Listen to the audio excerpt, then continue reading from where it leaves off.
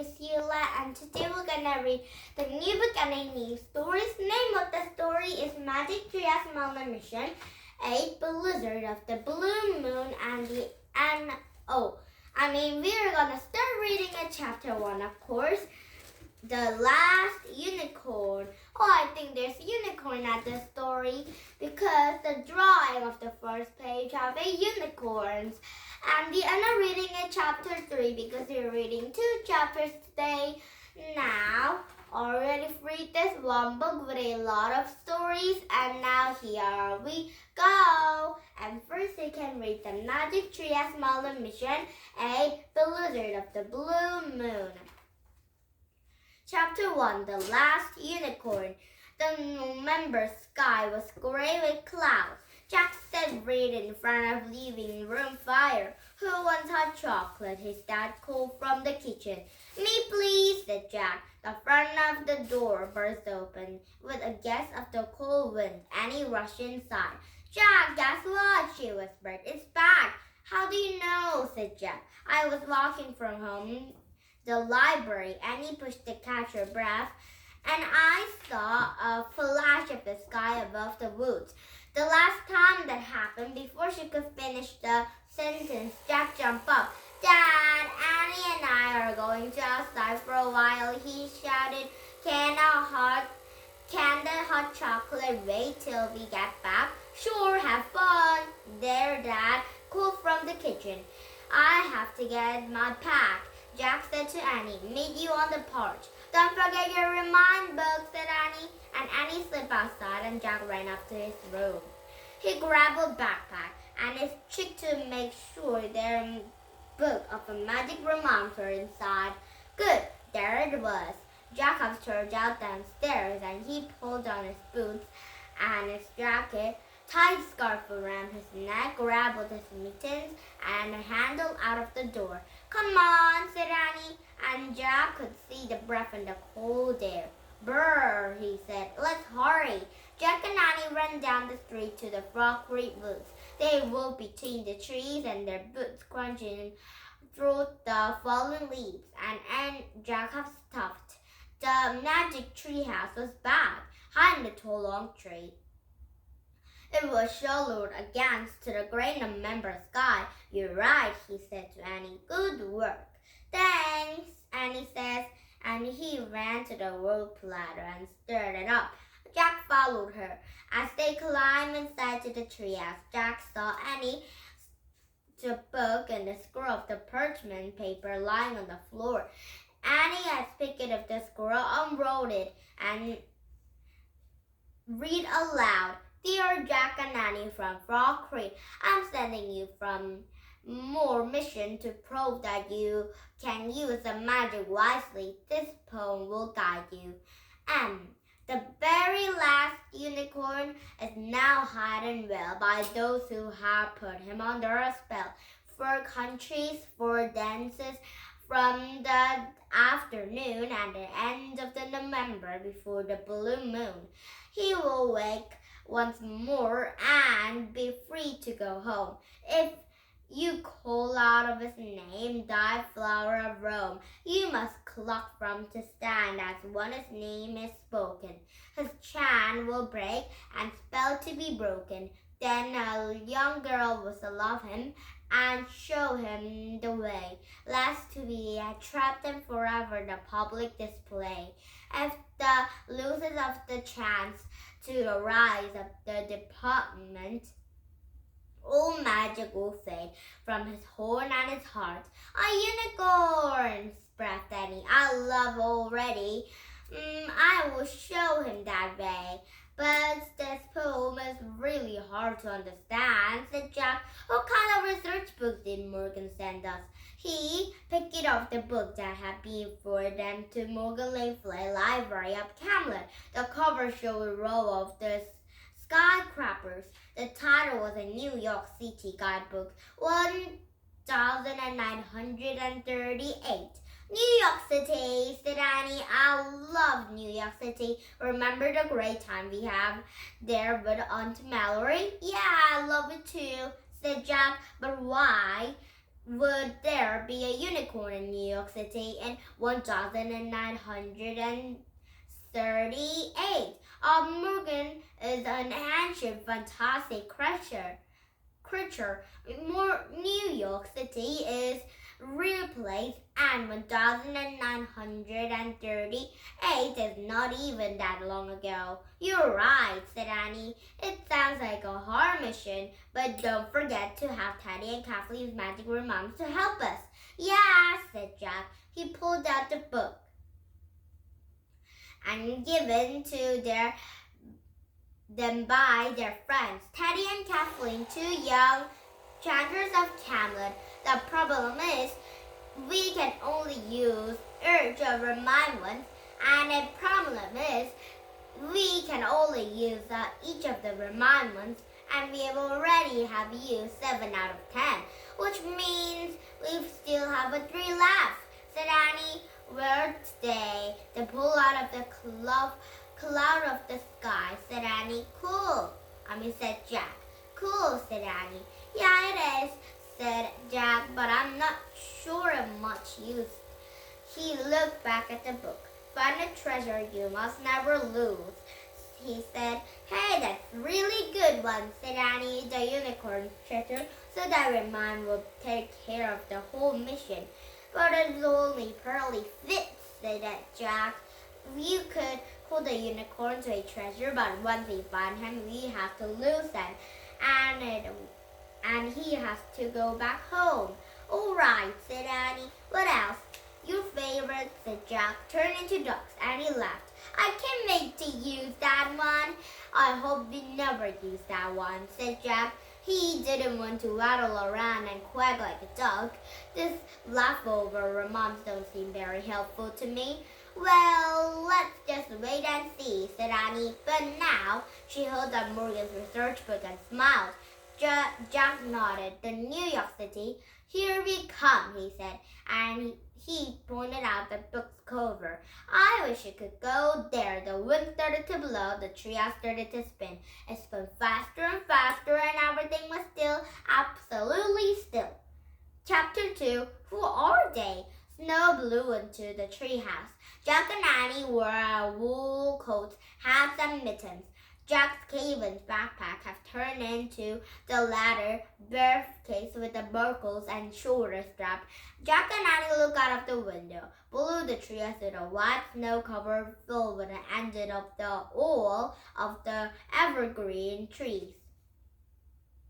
Beyond the trees was the city's skyline. That's definitely New York, said Annie. This Empire State Building. Remember our visit to the top? She pointed to the faraway building that rose above the others. You must be at Chantal Park. I remember that big field. Yeah, I do too, said Jack, but we have landed to the New York in 1938. It was different back then, and he opened to the research book and read from the introduction. The city of New York is the largest city in the Western Hemisphere. It covers an area of the 322 square miles, and Jack had closed the book. Why, even in 1938, New York is a huge, big city, he said. This is going to be looking from needed in the backstage. I will read our mission poem again, said Annie. She read the first verse aloud. The very last unicorn is now hidden well by those who have put under the spell.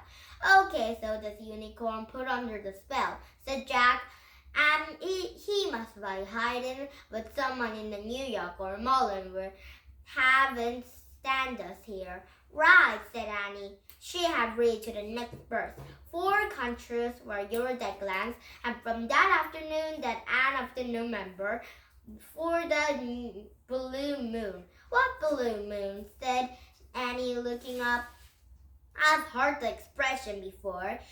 When we have 2 full moons into the same month, said Jack. It doesn't happen very often. Oh, said Annie, and she read on. He will wake some more and be afraid to go home if you call his name the bite of the flower rain.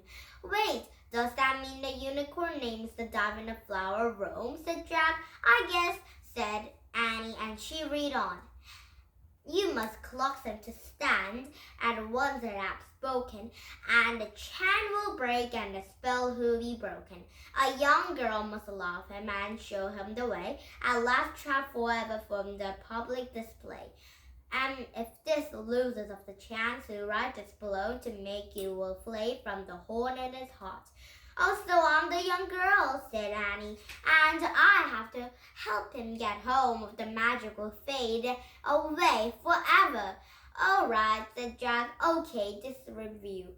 There was a unicorn of the public display somewhere. How the New York City under a spell. The spells runs down to the late November before the blue moon, but it will always wait from someone to call us his name, which will love him and show him way home. Great, said Annie. Let's get started. Get started? How? Said Annie. Said Jack.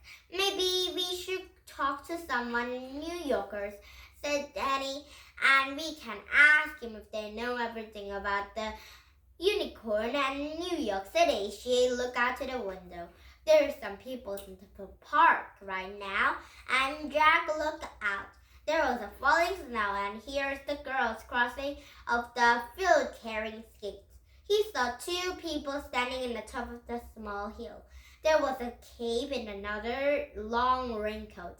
If they started asking people about unicorns, they will think we're crazy, said Jack. Who cares, said Annie. Maybe someone will know something that it could help us. Let's go down.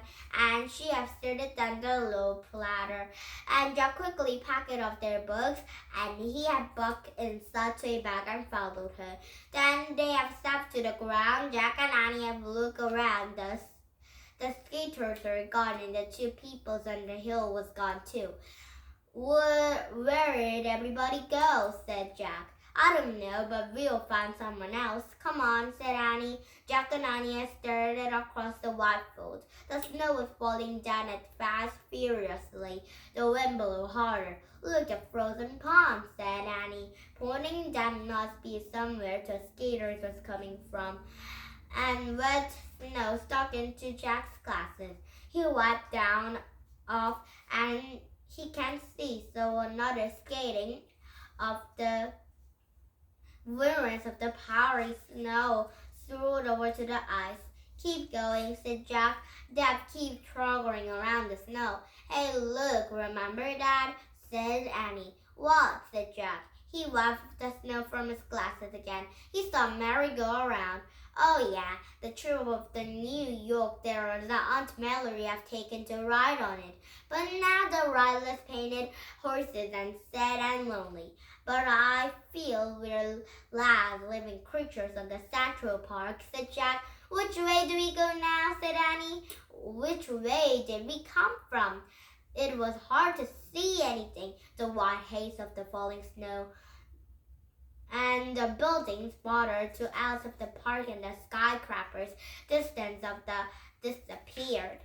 Let's see what our book says, said Jack, and he unpoked the ladder of their case into the pull out the research book. And he found the picture of the Central Park and read. The Central Park have the best nature of the area in the middle of the New York City. The park have a 32 miles of the winding foot. Paths that cover 840 creatures of the land. It was rock from four means of the woods and many bodies of water, so also has. Okay, got it, said Annie. That's a big park, have a map shows us there we are. And the wind have snow made it impossible. He sniffed out the book and looked at briefcase. Forgot it, said he, and let's just try to get out from the park. and Jack and Annie have turned away from the lonely merry-go-round but walk across the snow. A merry-go-round had walked across the snow while gusts of the wind have blew Jack's cap off, and there was he turned around to grab it. Saw a couple of them walking in a short distance behind them. The two of the people looked like teenagers. There was walking on their heads, blown against the wind, and the girl wore a dark cape on the hood. The boy was in half and the train raincoat with a belt. Hey, look, Jack said to Annie, but as their moments, the wind shook their trees and the big clumps of the snow fell from the branches. And Jack and Annie. Jack and Annie ducked and covered their heads. And when the wind had died down, Jack looked around to the couple. They're gone now, he said. Who was gone? Said Annie. Who did you see? Two teenagers, I think, said Jack. A boy and a girl. We saw him earlier from the treehouse and I think might be following us. Wait a second, said Annie. Two teenagers? A boy and a girl following us? Who does that remind of? The big smile crossed Jack's face. Teddy and Kathleen, he said. Think about it, said Annie. And our last 3 missions, it seemed like Teddy and Kathleen are already nearby, wearing the scuffs ready to help us when we need it. Right, said Jack. We could sure use their help now. He turned it around. Hello, he shouted. Hello, said Annie yelled, but the wind answered with a howl. More clumps of the snow blew down on Jack and Annie.